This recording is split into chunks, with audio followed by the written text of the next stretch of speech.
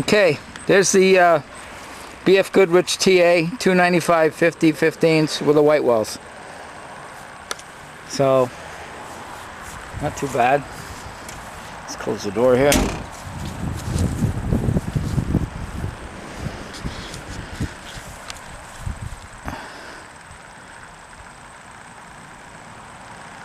Cool. I guess what I did was, I'm not saying it's the best way, but this is what I did. I left the tire not turning, and I just ground down the white lettering until it was flush with the rest of the tire. Okay, that way there, if you have the car jacked up under jack stands, motor started in reverse and it's turning, and you're hitting the tire without grinding the letters down first, every time the letters come by, it's going to bump. All right, it's going to rate the grinder. The flap disc that I use, the 60 grit flat disc, is going to rise up when it comes over the letters, and then it's going to go back and take off some of the black in between where the next set of white raised letters are.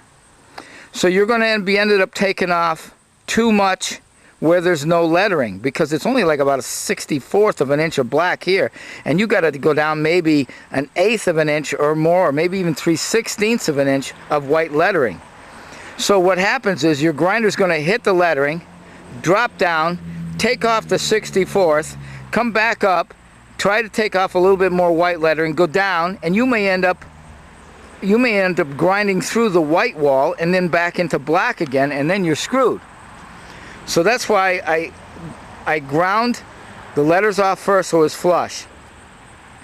And when I grind it, you got to make sure the disc is flat to the wheel, not on an angle, not digging in, so it'll go in and out, because you can't hold it steady. You just hold it flat to the tire. So the disc actually kind of prevents it from digging in.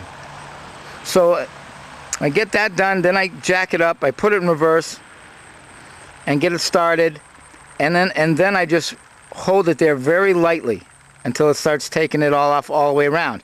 And what I also use to help steady it is a milk crate. Okay? What I'll do is I'll place a milk crate right next to the tire, not too close. You don't want the tire to hit it and take off on you. And you rest the disc grinder on the milk crate to steady it, so it won't move, and the tire just comes by and all the high spots come off. And that's how I use to steady it. And as you can see, it's, it came out pretty good. I was fortunate enough that under the BF Goodrich tire there's enough white to make a pretty good, it's not real wide, but it's a pretty good size white wall. The front tires, however, I don't even remember what the brand was on those. Let me see if I can see it. Geez, I don't know. I can't even make it out. But anyways, the white wall was so thin, there wasn't enough white under the black to make a wide one, so that's why I had to paint the front ones on with that rubber paint. The white rubber tire paint.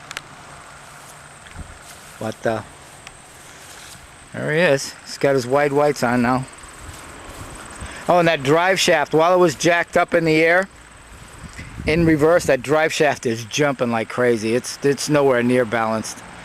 So I mean, it's okay for driving around normal if I go easy on it, but there's no way. I'm gonna have to get it done soon, because I don't want to ruin the transmission, the output shaft bearing or the input bearing to the rear end by any vibration, rattling around and jumping around on it. So there's the other side. Cool. All right.